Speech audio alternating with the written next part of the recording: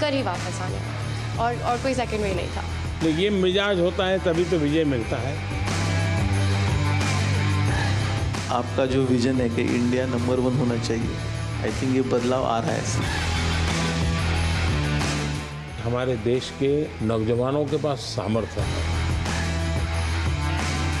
तो जन्मदिन पे क्या करोगी? 28 को है ना? तो क्या करोगी? बस मजे करूँगी। बस ये कहाँ है? हाँ, पीछे खड़ा है। ना टाइम, आपका वैल्यूबल टाइम निकाला हमसे मिलने के लिए। मेरा वैल्यू आप ही है।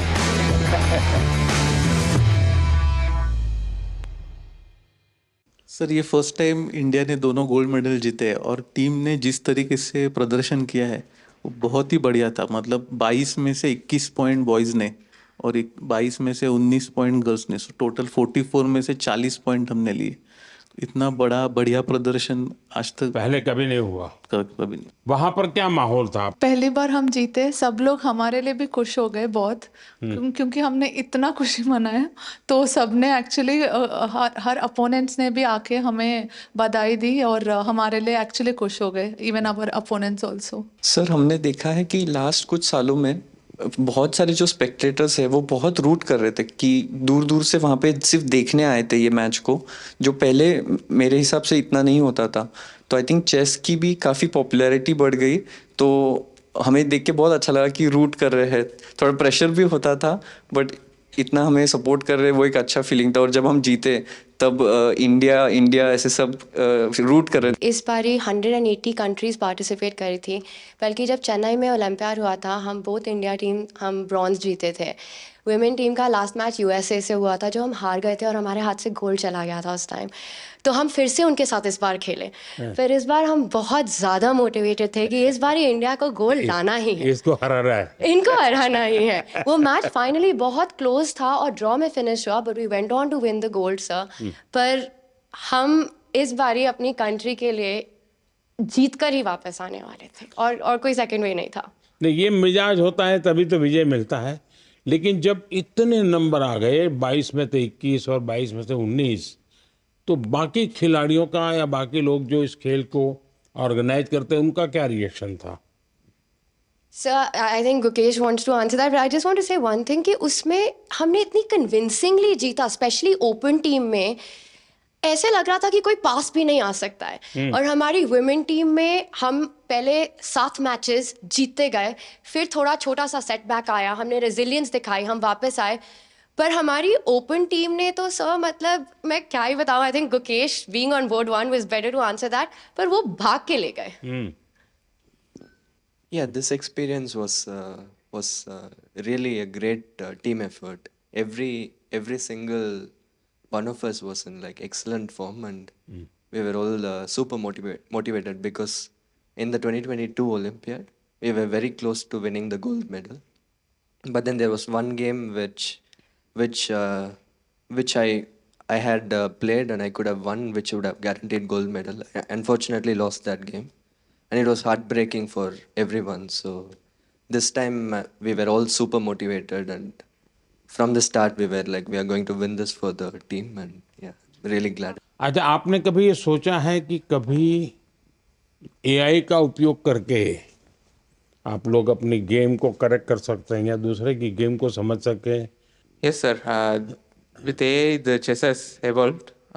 There has been new technology, and the computers have become much stronger now. And it is showing a lot of new ideas in chess, and we are still learning from it. And I think there is a lot to learn from it. Sir, I think अभी ऐसा हो गया है कि AI के tools सबको available हो गए क्योंकि डेमोक्रेटाइज हो गया है, और अभी हम ज़रूर प्रिपरेशन में यूज़ करते हैं। बताइए। कुछ नहीं सर, द एक्सपीरियंस तो बहुत कुछ नहीं, ऐसे ही जीत लिए। ऐसे ही आ गया, गोल आ गया। नहीं सर, ऐसे नहीं आ गया, बहुत मेहनत किया है। आई थिंक मेरे सारे टीममेट्स ने, इवन मेंस ने बहुत हार्ड वर्क किया है to finally get to the stage. मैंने देखा आप में से कईयों के पिता माता डॉक्टर है। पेरेंट्स दोनों डॉक्टर है और मेरी बहन भी डॉक्टर है। हैं? तो जब मैं बचपन में उन्हें दिखता था कि उनको कभी रात को 2 बजे फोन आ गया पेशेंट का, जाना पड़ता था, मुझे लगा मैं जो करियर लूंगा थोड़ा और स्टेबल लूंगा, पर मुझे लगा नहीं था स्पोर्ट्स में और दौड़ना पड़ेगा। सर मैंने हमेशा देखा है कि आप हर स्पोर्ट और हर स्पोर्ट पर्सन को इतना इनकरेज करते हैं और इतना सपोर्ट करते हैं। मुझे ऐसा लगता है कि आपका स्पोर्ट्स से बहुत बड़ा लगाव है, हर एक स्पोर्ट से, और मैं उसकी स्टोरी जानना चाहती हूँ ऐसा क्यों। मैं आपको बताता हूँ। मैं ये इतना समझता हूँ कि कोई देश विकसित बनता है तो सिर्फ खजाने से नहीं बनता है कि उसके पास कितने पैसे हैं, कितने उद्योग हैं, जीडीपी कितना, इतने से नहीं बनता है। हर फील्ड में वो दुनिया में महारत होनी चाहिए। अगर फिल्म इंडस्ट्री है तो मैक्सिमम ऑस्कार हमारे यहाँ कैसे आते हैं। अगर साइंटिस्ट हैं या और किसी फील्ड में तो मैक्सिमम नोबेल हमारे पास कैसे आते हैं। वैसे ही खेल में भी मैक्सिमम गोल्ड हमारे बच्चे कैसे लाएं। ये जब होता है इतने सारे वर्टिकल, तब देश महान बनता है। मैं जब गुजरात में था तब भी मैं एक खेल महाकुंभ चलाता था। लाखों बच्चे खेलते थे उसमें, तो मैं बड़ी आयु के लोगों को भी खेलने के लिए प्रेरित करता था। तो उसमें से अच्छे बच्चे आगे आने लग गए। मेरा ये विश्वास है कि हमारे देश के नौजवानों के पास सामर्थ्य है। दूसरा मेरा मत है कि देश में समाज जीवन का जो अच्छा वातावरण बनाना है, तो स्पोर्ट्समैन स्पिरिट जिसको कहते हैं, वो सिर्फ स्पोर्ट्स के खिलाड़ियों के लिए नहीं है, वो कल्चर होना चाहिए, समाज जीवन में कल्चर होना चाहिए। हर रोज इतने बड़े बड़े डिसीजंस लेते हैं, तो आप क्या एडवाइस करेंगे हमारे लिए कि ये प्रेशर सिचुएशंस कैसे टैकल कर सकते हैं?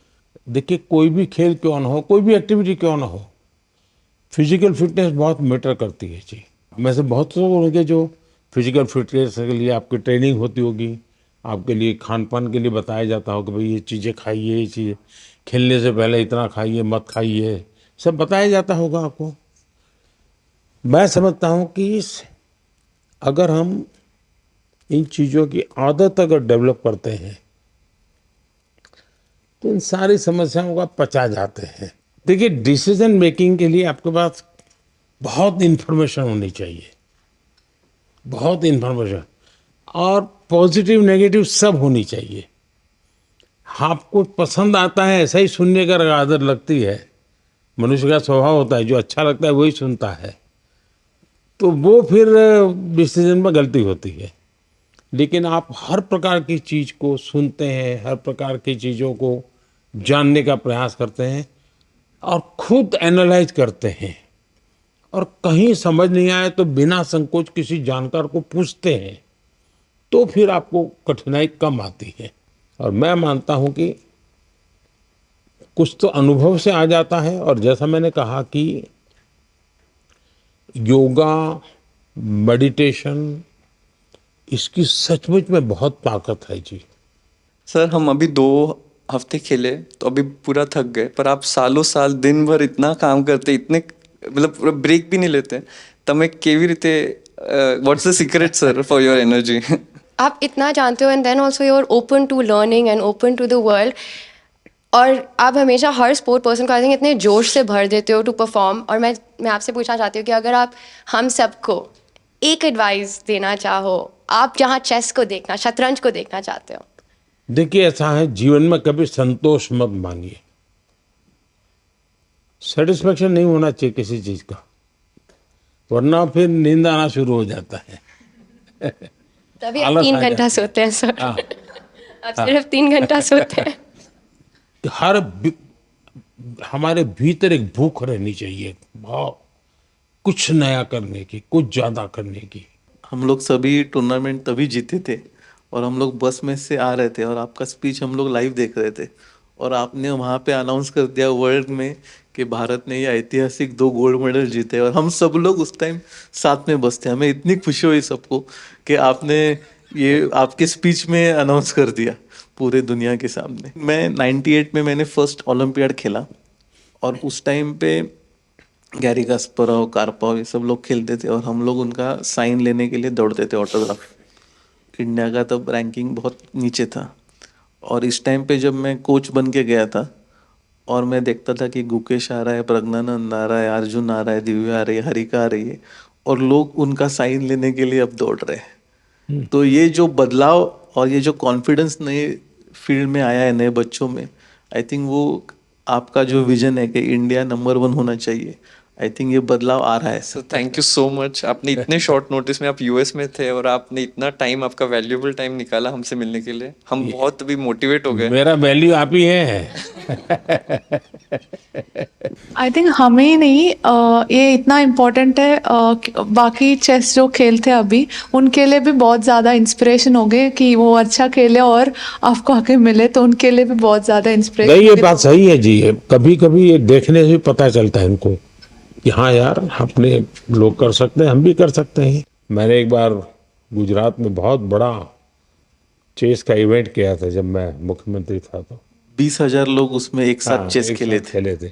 और सर उसमें उस टाइम पे इसमें से बहुत सारे लोग चेस नहीं खेलते थे। नहीं, तब तो इनमें से कईयों का जन्म भी नहीं हुआ होगा जी। तब भी लोगों का आश्चर्य होता है क्या मोदी जी कर रहे। अच्छा, 20,000 को जब बिठाने की जगह भी चाहिए, तो बहुत बड़ा पंडाल बनाया था मैंने। तो हमारे अफसर लोग भी कहते थे साहब अब ये इसके लिए इतना खर्चा। मैंने कहा इसी के लिए खर्चा करूंगा मैं। सर आपने जब इतना मुझे एनकरेज किया ये, तो मैं इतना खुश हो गई थी कि मैंने कहा अब तो मुझे पूरी जान लगा देनी है चेस में और मुझे अब तो इंडिया के लिए हर समय मेडल जीतना है। वाह। और मुझे मतलब मैं तब बहुत ज़्यादा ही खुश थी। और फिर तब आपने एक तो उसी में थी तुम। हाँ, हाँ। और ये तब आपने साइमल ऑर्गेनाइज किया था और बहुत सारी लड़कियां खेल रही थी तब। वाह। तो उस समय तुम्हें वहां कैसे ले आए थे? तब मैं एशियन अंडर 9 जीती थी, तो किसी ने मेरी मम्मी से कहा कि एक बहुत बड़ा इवेंट हो रहा है गुजरात में, गांधीनगर में, तो मुझे तब बुलाया था। तो ये मैं रख सकता हूँ ना? Yes sir. फ्रेम करवाना था, बट इतना फ्रेम करवा के देना था आपको, बट नहीं बेटा, कोई चिंता नहीं। हाँ, ये मेरे लिए बहुत अच्छी मेमोरी है। तो ये शॉल रखा है कि नहीं रखा है? यस सर, रखा है। हाँ, क्या अच्छे से।